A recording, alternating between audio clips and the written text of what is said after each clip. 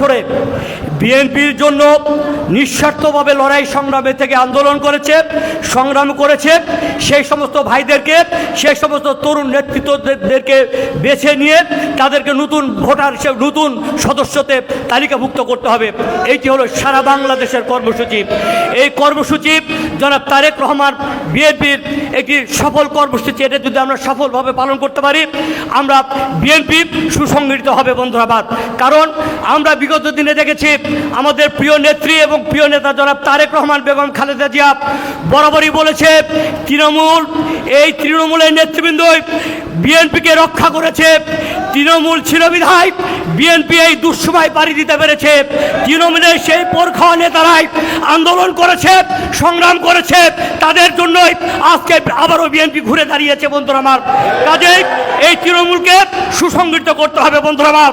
আজকের শেরপুরের পৌরর যে সমস্ত নেতৃবৃন্দ আজকে এই মঞ্চে বক্তব্য দিয়েছে, সকলের ভাষায় একটি সুর এসেছে, একটি বক্তব্য এসেছে যে তারা সকলেই চায় যে যারা পরীক্ষিত ত্যাগী নেতৃবৃন্দকে অন্তর্ভুক্তি করা হোক। আজকে আমি বক্তব্য দিচ্ছি, এটা আমরাও বলি, কিন্তু আমি মনে করি আমাদেরকে সংশোধন হতে হবে। আমাদের ভুলের কারণেই আজকে তৃণমূল ধ্বংস হচ্ছে। আমি আমার জন্য জায়েজ করছি। আমি আওয়ামী লীগকে আমার পাখার নিচে নিয়ে আমি আরেক ভাইকে দেখতেছি, সে আওয়ামী লীগের সাথে নিয়েছে, কিন্তু আমারটা আমি দেখছি না, আমি আওয়ামী লীগকে নিচ্ছি। আগে আমাকে সতর্ক হতে হবে, আমি যেন না রে, এইটি আমাকে রক্ষা করতে হবে বন্ধুরা আমার। আজকে যারা এই শেরপুরের আজকে পৌর নেতৃবৃন্দ যারা বক্তব্য দিয়েছেন, আমার বিশ্বাস আপনারা যদি সতর্ক থাকেন, কোনো আওয়ামী লীগার এই বিএনপিতে ঢুকতে পারবে, কোনো ফ্যাসিস্ট ঢুকতে পারবে, কেউ ঢুকতে পারবে না বন্ধুরা আমার। কিন্তু তারপরেও নির্মম পরিহাস শুধু শেরপুরেই নয়, সারা বগুড়াতে, সারা বাংলাদেশে একই চিত্র আমরা লক্ষ্য করেছি।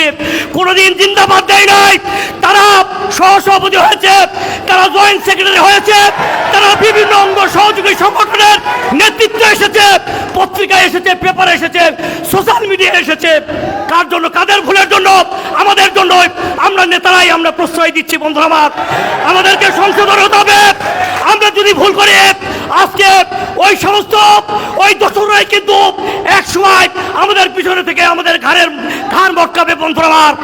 সাবধান হতে হবে আমাদেরকে, নেতৃবৃন্দকে সাবধান হতে হবে বন্ধুরা আমার। আজকে তৃণমূল সুসংগঠিত হচ্ছে বিএনপির, সেই তৃণমূলকে আমাদেরকে সুন্দরভাবে নেতৃত্ব দিতে হবে। জনাব তারেক রহমান যে কর্মসূচি দিয়েছে, সেই কর্মসূচি আমরা যদি সফলভাবে পালন করি, ইনশাল্লাহ আগামী দিনে সকল বাধা উপেক্ষা করে বিএনপি রাষ্ট্র ক্ষমতায় আসবে ইনশাল্লাহ। মানুষের সমর্থন নিয়ে রাষ্ট্র ক্ষমতায় আসবে ইনশাল্লাহ। এই আশা, এই প্রত্যাশার আমি আমার বক্তব্য শেষ করছি। খোদা হাফেজ। বাংলাদেশ জিন্দাবাদ। শহীদ জামর দেশ বেগম খালেদা জিয়া জিন্দাবাদ। জনাব তারেক রহমান জিন্দাবাদ। সবাইকে ধন্যবাদ। আসসালামু আলাইকুম।